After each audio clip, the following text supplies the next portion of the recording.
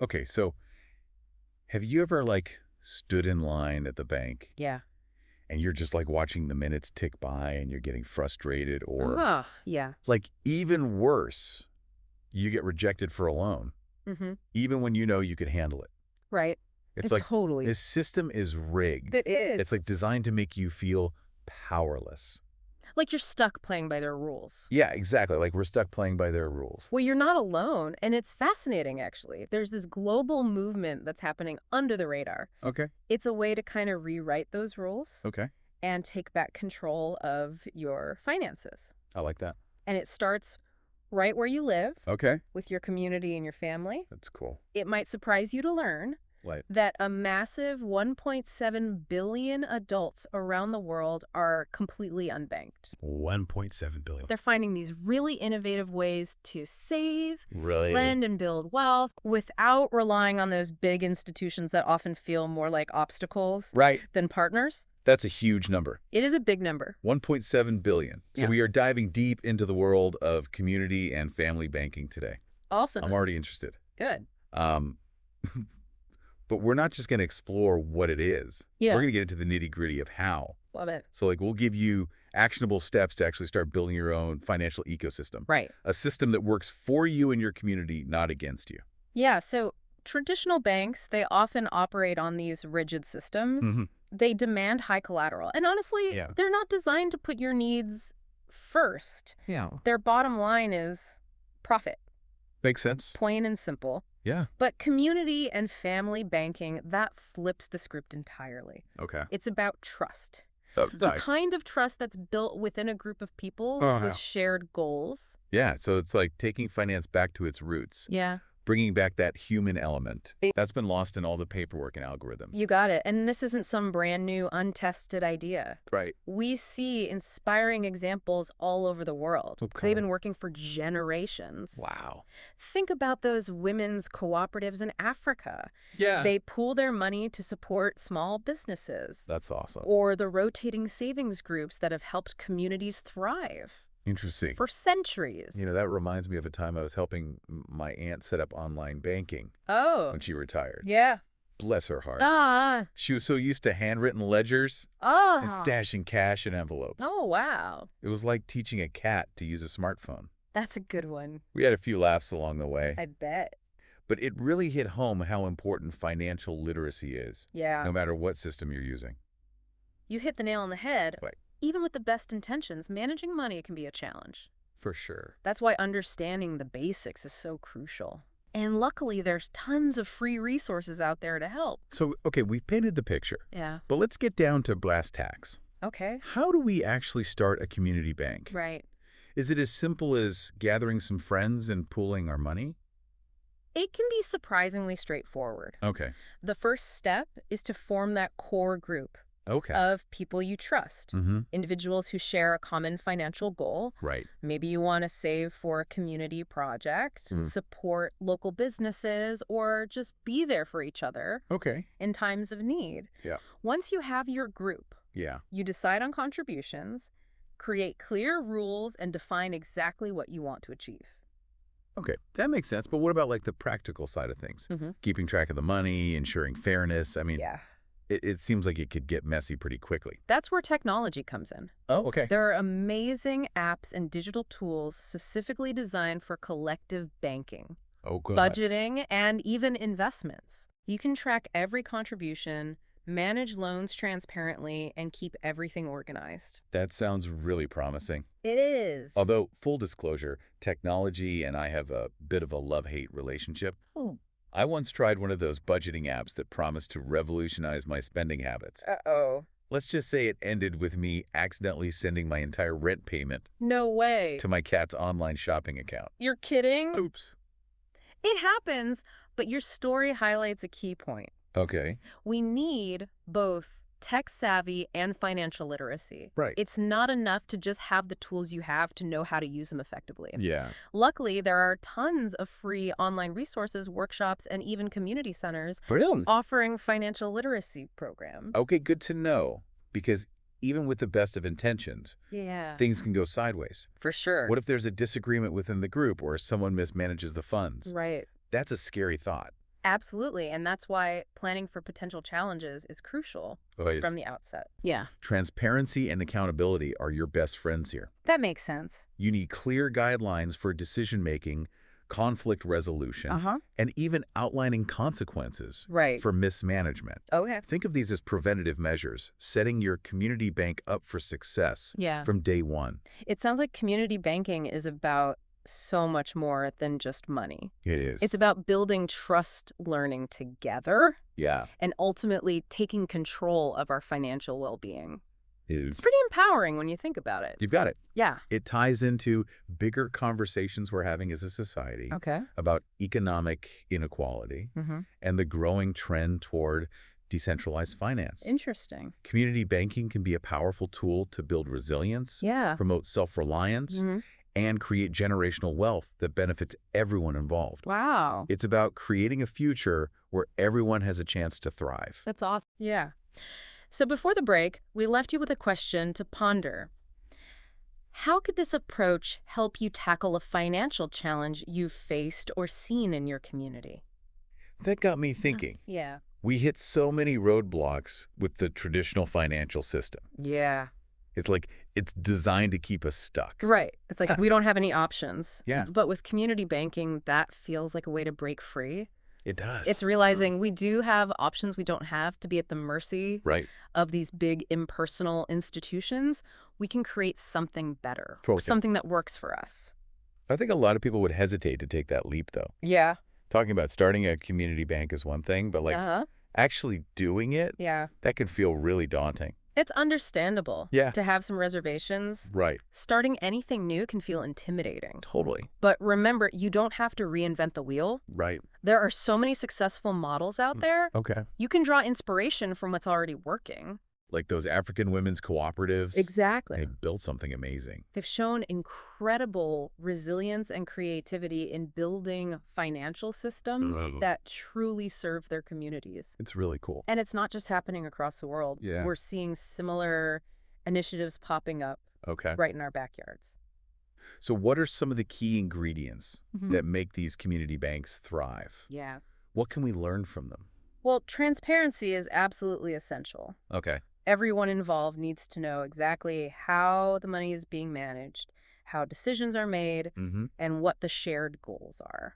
That's how you build trust Okay. from the ground up. Yeah, that makes sense. And I imagine open communication is crucial too. Oh, absolutely. Keeping everyone in the loop and addressing concerns Right. before they become problems. Regular meetings, Yeah.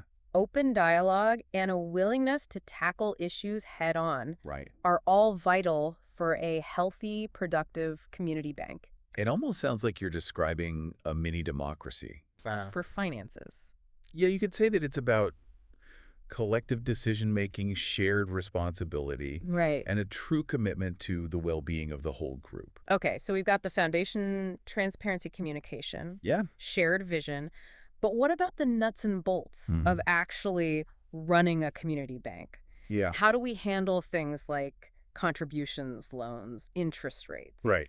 That's where things start to feel a little overwhelming. Remember, you're creating a system that works for your specific group and goals. Okay. Some groups might opt for a fixed monthly contribution. Yeah. Others might choose a more flexible approach. Okay. It's all about finding what fits your needs. And what about loans? Yeah. How do you decide who gets what and at what interest rate? Again, you set clear criteria and guidelines that everyone agrees on. Okay. Some community banks prioritize loans for specific purposes, like starting a business or investing in education. Interest rates can be set to be fair to borrowers. While still contributing to the growth of the fund, Okay. there's a lot of flexibility. I'm starting to see how this can really shift the power dynamic. Yeah. Instead of begging a bank for a loan, Right. hoping they'll approve you, Yeah. you have a group of people who know you, Exactly. trust you, and are genuinely invested in your success. It's about moving away from dependence on these external institutions Right. and embracing self-reliance and mutual support within your community. You're building something together. I like that. Yeah. Let's be realistic, though. Okay. Not everyone is going to jump on board with this idea right away. True. Some people might be skeptical, even afraid to step outside Mm-hmm. the traditional system. Yeah. How do we address those concerns and get more people on board? Education is key. Okay. The more we understand how community and family banking actually works, Uh-huh. the more we can dispel those myths and anxieties. Right. Sharing success stories, providing clear information, and creating a space for open and honest dialogue can make a huge difference Oh, sure. in building confidence.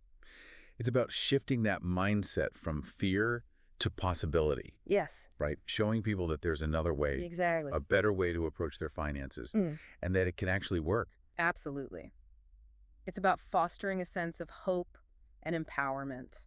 I love that. It's about taking control of our financial futures and building a system that supports us, not holds us back. Okay, so for those who are ready to take that leap, Yeah. what are some practical first steps they can take to get started? Start by talking to people. Okay. Have those conversations with your family, your friends, your neighbors. Mm-hmm. Share your vision, explore the possibilities together. Yeah. You might be surprised by how many people are looking for an alternative Right. to the status quo. Sometimes the hardest part is just starting that conversation. Yeah. Once you do, the possibilities really open up. It's like planting a seed. You nurture it, you give it time, and before you know it, you have a thriving community bank that's transforming lives and changing the way we think about finance. So we've covered a lot of ground here. Yeah. We talked about the practicalities of setting up and running Yeah. a community bank Mm. and how important it is to build trust Mm-hmm. and address those initial concerns. Yeah. But before we wrap up this part of our deep dive, Okay. I want to take a step back and reflect on why this matters Mm-hmm. on a deeper level. Because it's about so much more than just money. Yeah. It's about rebuilding connections, strengthening our communities, Right. and empowering each other to take control of our financial well-being. Exactly. Yeah. It's about creating a system based on trust, transparency, Yes. and shared responsibility. It's about recognizing that we're all in this together Uh-huh. and that we can build a more equitable and sustainable future for everyone. It's about shifting our focus from individual gain Yeah. to collective prosperity. True wealth isn't just about how much money you have. It's Yeah. about the well-being of your community Mm. and the empowerment of every member. I love that it's a powerful reminder that we have the ability to create real change, Yes. to build a better system, Mm. and to rewrite the rules of finance. We don't have to accept Right. the way things are. And that's the message I want to leave you with today. Okay. Don't be afraid to challenge the status quo. Mm. Don't be afraid to dream big and to take action. Yeah. Together, we can create a financial future that's more equitable and more empowering for everyone. So welcome back to our deep dive into community and family banking. We've covered a lot, Right, have. from the challenges with the current financial system to Right. like actually starting your own community bank. Right. But what has really resonated with me is this underlying sense of hope Yeah, that we can actually create a system that works for us, not against us. absolutely. And that shift in mindset from fear to possibility Yeah, is what fuels this whole movement. It's realizing we're not powerless. We can take control I like that. and build something better. So we've talked about the practical steps and how important community is, Right. but I'm really excited about the potential impact. Yeah. This could have not just on individuals, Mm-hmm. but like society as a whole. It feels like a way to address those larger issues Totally. of economic inequality. Yeah. And to create a more just and equitable world. You're right. It goes way beyond just managing money. Right. It's about shifting our values, Okay. recognizing that true wealth isn't about individual accumulation. Yeah. It's about the well-being of the whole community. Right. It's a powerful antidote to that hyper-individualistic competitive mindset Mhm. that often dominates our society. It feels like a return to those fundamental human values It is. of cooperation, Yeah. solidarity, and mutual support. Particularly. We've seen throughout history how communities have come together Mm-hmm. to support each other in times of need. Right. And community banking feels like a natural extension of that. It is. It taps into that deep-seated human desire for connection and belonging. And it recognizes that we're all interconnected, that our individual well-being is linked to the well-being of those around us. Right.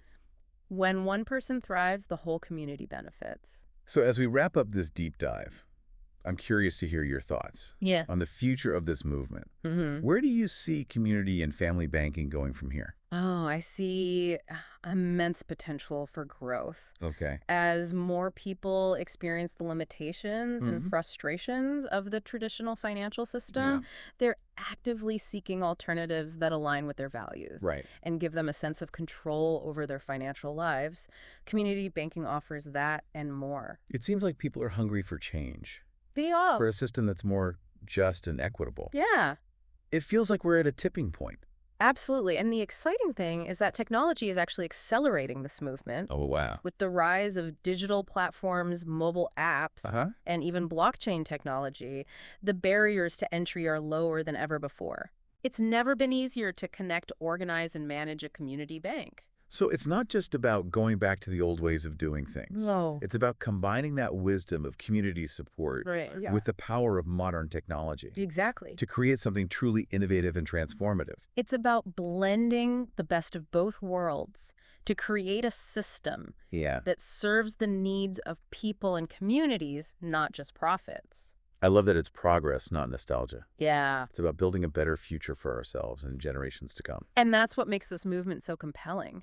Mm. It's not just about managing money, it's about building a world where everyone has the opportunity to thrive. For our listeners who are feeling inspired Yeah. and ready to take action, what's one piece of advice you would leave them with? Where do they start? Start by having those conversations. Okay. Talk to your family, your friends, your neighbors, share your vision, brainstorm possibilities. Mm. And don't be afraid to think big and be bold. The power to create change lies within each of us. Yeah. And it starts with those simple conversations. Sometimes the hardest part is just taking that first step.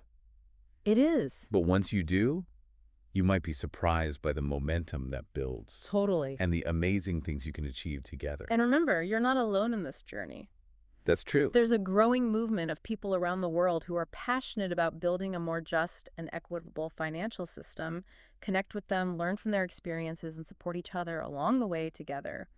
We can make a real difference. That's a beautiful thought to end on. Thank you so much for joining us on this deep dive. My pleasure. Into the world of community and family banking, it's been an inspiring and eye-opening conversation. It has. And I hope our listeners are feeling as energized and empowered as I am. To our amazing listeners, thank you for tuning in.